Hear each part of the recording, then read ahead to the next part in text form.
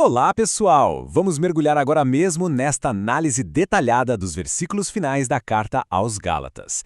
É maravilhoso perceber como a palavra de Deus é viva e nos ensina constantemente no caminho da verdade e da nossa santificação diária. A ideia do nosso estudo hoje não é apenas fazer uma leitura rápida, de forma alguma. Nós vamos examinar os detalhes que o apóstolo Paulo registrou, entender o contexto daquela época e, claro, trazer essa sabedoria de forma bem prática para a nossa vida cristã hoje. Para o nosso roteiro, a gente começa entendendo a urgência de Paulo, passa pela anatomia do legalismo, a glória da cruz, o conceito da nova criação, as marcas de Jesus e, por fim, a aplicação disso tudo para a nossa vida. Então, vamos direto para a nossa primeira sessão, a urgência de Paulo e como ele autenticava a sua mensagem. O versículo 11 diz o seguinte: Vejam com que letras grandes escrevi a vocês de próprio punho. Pessoal, no primeiro século, o costume comum era ditar as cartas para um secretário. Mas aqui, logo no desfecho de Gálatas, Paulo faz questão de pegar a pena nas próprias mãos para escrever a conclusão da carta. E tem um detalhe fascinante no termo original grego aqui, que é pelikois grammasin, ou letras grandes. Pensem bem, escrever de próprio punho com letras imensas era exatamente o equivalente na época a digitar uma mensagem inteira em caixa alta em negrito. É o jeito do apóstolo gritar. Prestem muita atenção nisso aqui. É um gesto de pura urgência, de forte emoção e de peso apostólico. Ele queria deixar absolutamente claro que o que viria a seguir era crucial. Avançando para a seção 2, vamos entender a anatomia do legalismo, descobrindo as motivações ocultas que Paulo precisava combater com tanta força. Olha só o que ele escreve nos versículos 12 e 13. Todos os que querem ostentar-se na carne, esses querem obrigar vocês a se deixarem circuncidar e agem assim somente para não serem perseguidos. Paulo expõe sem meias palavras os falsos mestres que tentavam obrigar os cristãos não-judeus a passarem pela circuncisão e a guardarem a lei para serem aceitos por Deus. Só que ele escancara o que de fato estava por trás de tudo isso. A verdade nua e crua é que esses falsos mestres não agiam por amor. Havia basicamente 3 motivações completamente carnais na atitude deles. Primeiro, a vontade de fazer uma boa figura. Sabe aquela religião de fachada, vivida só de aparências? Era isso. Segundo, eles usavam a circuncisão como um verdadeiro escudo social contra a perseguição que a mensagem da cruz inevitavelmente trazia. E terceiro, um orgulho puramente estatístico. Eles queriam exibir o número de convertidos, tratando as pessoas como meros troféus para inflar o próprio ego. E é em total contraste com esse teatro religioso que chegamos à seção 3, a glória da cruz e o paradoxo do escândalo. O apóstolo muda totalmente o tom e declara: Mas longe de mim gloriar-me senão na cruz de nosso Senhor Jesus Cristo. No idioma original, a palavra usada para gloriar-me significa encontrar a sua identidade, o seu maior motivo de orgulho. Ou seja, Paulo ancora absolutamente toda a sua identidade na cruz de Cristo, jogando fora qualquer mérito ou esforço humano. Para a gente ter noção do impacto que isso causava, precisamos lembrar que na alta sociedade romana, a cruz era o símbolo supremo de vergonha, dor e horror. As pessoas evitavam até falar a palavra em voz alta.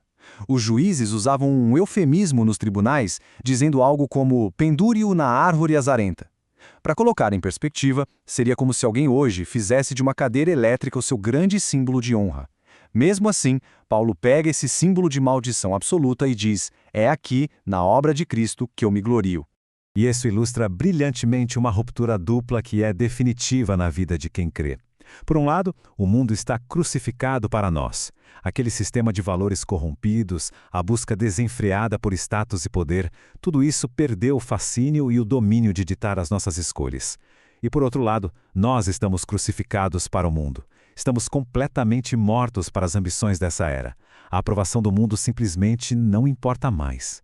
O que nos leva direto para a seção 4, o coração teológico da nossa análise, a nova criação, a única realidade que de fato importa. No versículo 15, Paulo destrói de vez qualquer ilusão de que a gente pode ser salvo por boas obras.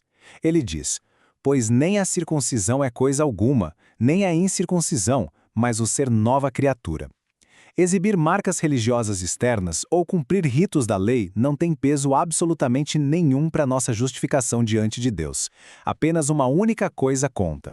E essa coisa é ser uma kainektesis, uma nova criação. Precisamos entender isso com total clareza. O cristianismo não tem nada a ver com pegar o nosso velho homem e tentar remendar o comportamento dele impondo novas regras morais. A nossa fé se baseia num milagre. É uma regeneração poderosa e direta operada pelo Espírito Santo, o próprio Criador gerando em nós uma natureza divina e inteiramente nova.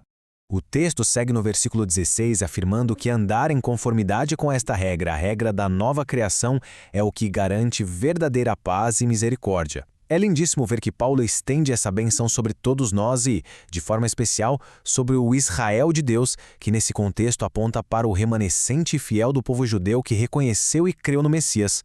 Chegando à seção 5, vamos observar as marcas de Jesus, que servem como a verdadeira credencial apostólica. No versículo 17, o apóstolo é categórico.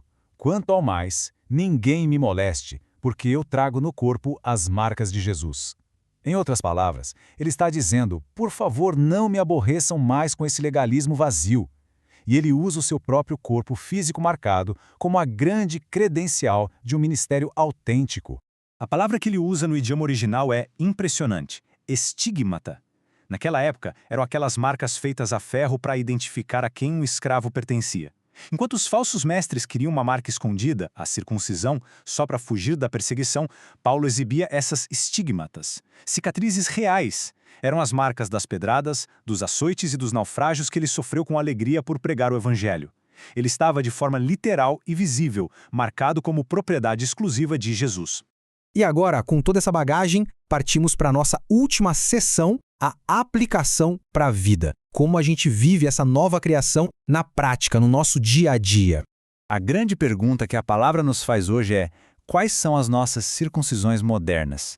Sendo muito honestos, o que é que a gente tenta adicionar à obra perfeita que Cristo já consumou na cruz? Será que, lá no fundo, ainda confiamos no nosso próprio desempenho, no ativismo dentro da igreja, ou numa suposta superioridade moral para tentar ganhar o favor de Deus? O texto nos mostra passos fundamentais para a nossa santificação. Primeiro, a gente precisa sondar constantemente as nossas motivações. Nós servimos a Deus por amor genuíno ou só para fazer uma boa figura na frente dos irmãos? O segundo passo é rejeitar completamente a ideia de tratar as pessoas como números ou troféus. O terceiro é viver da nova criação de verdade. É parar de se esgotar tentando melhorar a velha natureza carnal e depender totalmente do Espírito Santo. E por fim, nós não podemos ter medo de carregar as marcas e suportar a rejeição que vem por causa de abraçar o verdadeiro evangelho. E assim, a carta fecha no versículo 18 de forma emocionante. A graça de nosso Senhor Jesus Cristo esteja com o espírito de vocês, irmãos. Amém. Percebam a ternura pastoral de Paulo neste ponto. Depois de escrever uma carta inteira exortando e corrigindo erros graves, ele ancora o final na mais pura e maravilhosa graça e os chama carinhosamente de irmãos. A exortação só foi dura porque o amor pela verdade da cruz era muito maior. Para encerrar o nosso estudo, fica aqui esta reflexão provocativa. Em quais áreas da nossa caminhada com Deus nós temos secretamente trocado a sua graça libertadora pelo peso exaustivo do nosso próprio desempenho religioso? Pensemos seriamente sobre isso, que o impacto da cruz de Cristo transforme por completo a maneira como nós vivemos a partir de hoje. Muito obrigado por acompanharem mais essa análise com a gente e até a próxima.